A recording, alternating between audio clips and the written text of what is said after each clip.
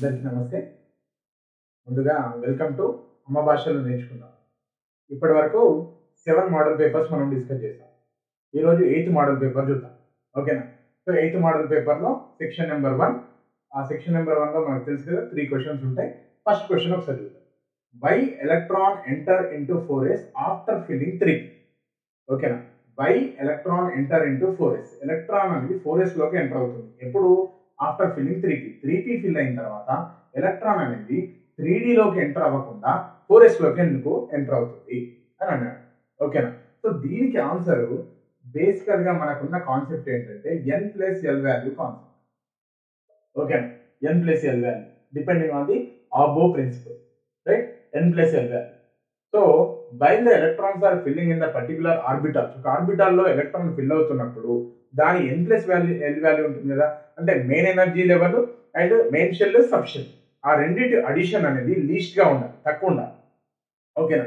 దేనికైతే తక్కువ ఉంటుందో దాంట్లోకి ఎలక్ట్రాన్ అనేది ఫస్ట్ ఎంటర్ అవ్వాలి, రైట్?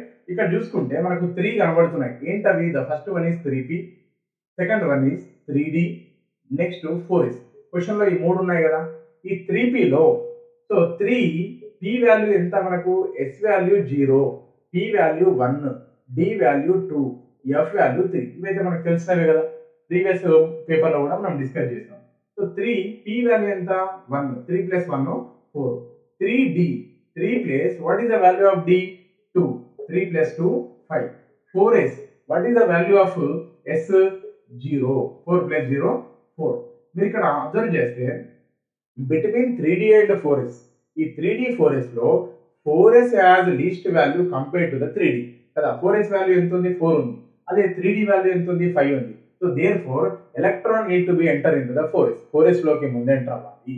ఓకేనా? ఎందుకంటే 3d n+l వాల్యూ 5 ఉంది కదా, అందుకని లీస్ట్ వాల్యూ దేనికైతే ఉందో దాంట్లోకి ఎలక్ట్రాన్ అనేది ఎంటర్ అవ్వాలి. ఓకేనా? అది కాన్సెప్ట్ అన్నమాట.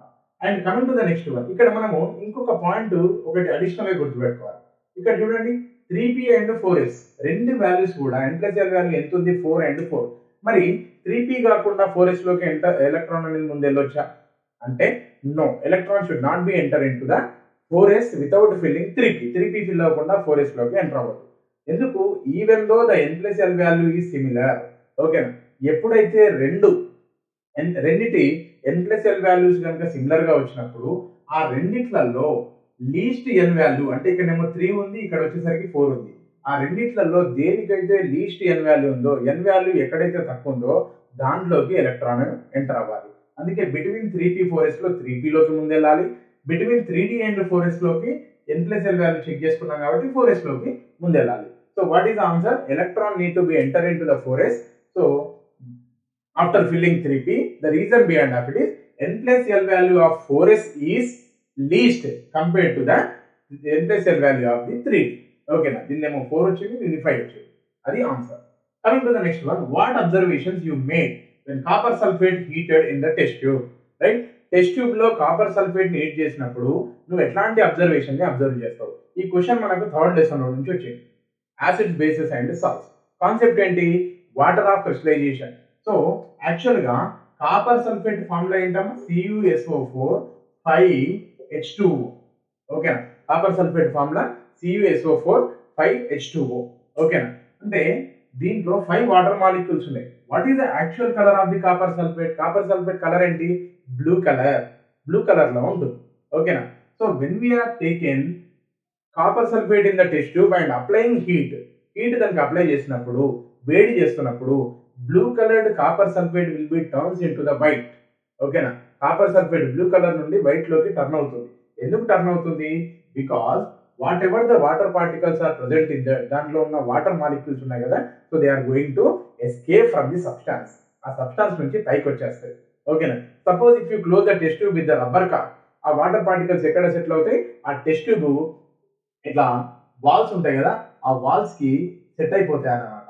ఓకే, కాబట్టి ఇక్కడ ఉన్న కాపర్ సల్ఫేట్ ఏమవుతుంది? నీకు వైట్ కలర్ లో అపియర్ అవుతుంది, right? Suppose if you add those water droplets to the white coloured powder, again what happens? Blue colour will be reappears. ఆ వాటర్ పార్టికల్స్ మళ్ళీ దానికి యాడ్ అయినాయి అనుకోండి, ఇందాక మిస్ అయిన బ్లూ కలర్ అనేది మళ్ళీ అపియర్ అవుతుంది. Okay, such kind of observations we can make. Okay, so coming to the next one, third question, what happens if chemical equation not balanced, మనకు సెకండ్ లెసన్ లో chemical equation అనేది balancing కావాలి, కాకపోతే ఏమవుతుంది అని అన్నాడు. ఓకేనా, బేసికల్లీ అవుతే ఏమవుతుందో తెలియాలి కదా. కెమికల్ ఈక్వేషన్ అనేది అవ్వడం వల్ల ఏంటి యూజ్ అంటే దెర్ ఆర్ టూ లాస్, రెండు ఉన్నాయి. ఏంటవి? Law of constant proportion, second one is law of conservation of mass. Law of constant proportion అంటే ఏంటి? Before the reaction, after the reaction atoms must be similar. Reaction కి ముందు, reaction కి తర్వాత atoms same ఉండాలి. అది law of constant proportion. Law of conservation of mass అంటే ఏంటి? Before the reaction, after the reaction mass must be similar. ఓకేనా? To satisfy these two laws, so the chemical equation need to be balanced. Suppose if the chemical equation not balanced, so these two laws will not be verified. అంతే కదా, chemical equation కనుక balance అవ్వలేదు అనుకోండి, మీకు లా of constant proportion అనేది verify అవ్వదు. లా of constant proportion verify అవ్వకపోతే indirect గా లా ఆఫ్ కన్జర్వేషన్ ఆఫ్ మాస్ కూడా మనకు వెరిఫై కాదు. ఓకేనా, so that is the answer of third question. ఓకేనా, ఇది సెక్షన్ 1. మళ్ళీ ఇప్పుడు సెక్షన్ 2 ఒకసారి డిస్కస్ చేద్దాం. ఓకేనా, right. So section 2 question number 4, right? So here total 5 samples are there and each sample has pH value. Okay, na మొత్తం ఎన్ని samples ఉన్నాయి? 1 2 3 4 5 6 7 8 samples ఉన్నాయి. ఒక్కో sample కి దాని pH వాల్యూ ఉంది. ఓకే, ఆ pH వాల్యూస్ ని అనాలిసిస్ చేసుకొని ఈ క్వశ్చన్స్ కి ఆన్సర్ రాయాలి. ఓకే, ఫస్ట్ ఆఫ్ ఆల్ మనం pH అంటాం. ఈ pH అంటే ఏంటి? Actually the power of hydrogen ion concentration, otherwise the negative logarithm of hydrogen ion concentration is called pH. Okay, ఈ pH scale ని ఇంట్రడ్యూస్ చేసింది ఎవరు? So the scientist name is Sorensen. Okay, what is the name of the scientist? The pH scale was introduced by Sorensen. Okay, so and coming to the next one, the pH is nothing but it is a German word. Okay, ఆ pH ఉంది కదా, ఆ pH వాల్యూలో sorry P is a German word. ఏంటి? P means potential. POTENZ. Potential అంటే power of hydrogen ion concentration అంటాం. Okay, right. So ఈ pH scale కి ఒక రేంజ్ ఉంటుంది. ఏంటది? 0 to 14. ఓకే, ఆ 0 to 14 లో 7 కంటే తక్కువ ఉంటే, suppose if the value is less than 7, so that is acid. Greater than 7 base, equal to 7 neutral. So ఈ ఇన్ఫర్మేషన్ మనకు కనుక ఉంటే ఈ టేబుల్ కి రిలేటెడ్ మనం ఆన్సర్ చేయడానికి ట్రై చేయొచ్చు. Question number 1, identify weakest acid. Okay, దీంట్లో ఒక వీకెస్ట్ యాసిడ్ ఉందట, అది ఏంటి అన్నాడు. అసలు యాసిడ్ అంటే ఏంటి? లెస్ దెన్ 7 ఉండాలి కదా. లెస్ దెన్ 7 ఉన్నవి ఏంటి ఉన్నాయి? B2 ఉంది. ఓకేనా, తర్వాత C అనేది 4.6 ఉంది. Right, coming to the next one, ఇంకా 7 కంటే తక్కువ ఉన్నవి ఏంటి? H 6.3 ఉంది. కానీ అక్కడ అడిగిన క్వశ్చన్ ఏంటి? Weakest acid. ఈ వీటిలలో వీకెస్ట్ యాసిడ్ ఏంటి? ఏదైతే న్యూట్రల్ కి దగ్గరగా ఉందో, 7 కి దగ్గరగా ఉన్నది మనకు వీకెస్ట్ యాసిడ్ అవుతుంది. ఈ టేబుల్లో మనకు అబ్జర్వ్ చేయొచ్చు, H అనేది 6.3, it is nearer to the 7 కి దగ్గరగా ఉంది, న్యూట్రల్ కి దగ్గరగా ఉంది. Therefore so identify the weakest acid ఏంటి? H.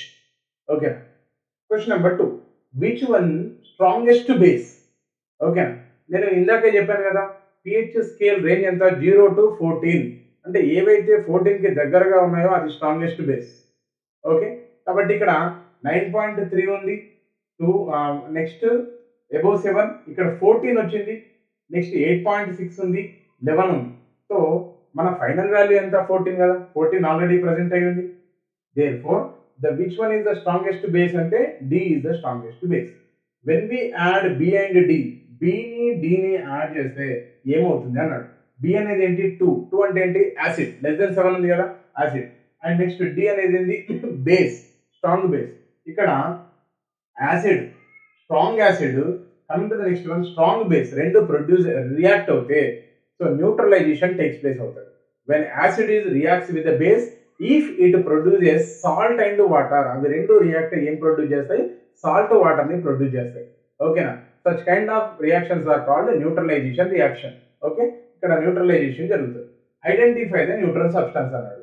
So no doubt E అనేది 7 ఉంది కదా, కాబట్టి E is the neutral substance. So this is about the 4th question. ఇప్పుడు 5th question డిస్కస్ చేద్దాం. Number 2, question number 5, explain factors effect formation of cation and anion. ఓకేనా, what are the factors effect formation of cation and anion? Cation anion formation లో important factors ఏంటి అని అడిగారు. బేసికల్గా cation and ఆనయాన్ అనే topic మనకి ఎక్కడ వస్తున్నాయి? కెమికల్ బాండింగ్ దశలో ionic bond formation. Ionic bond formation కి cation and anion plays very very important role. ఓకేనా, రైట్. మరి అలాంటిది క్యాటయాన్ ఆనయాన్ ఫార్మేషన్ అవ్వడానికి ఏ ఫ్యాక్టర్స్ రెస్పాన్సిబుల్ అవుతాయనంటే, ఆల్రెడీ ఇక్కడ నేను బోర్డు మీద రాశాను 4 factors.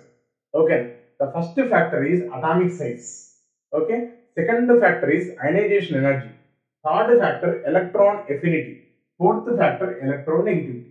Atomic size, ionisation energy, electron affinity, electronegativity. ఈ 4 ఫ్యాక్టర్స్ అనేవి క్యాటయాన్ అండ్ ఆనయాన్ ఫార్మేషన్ లో మెయిన్. ఓకేనా, రైట్.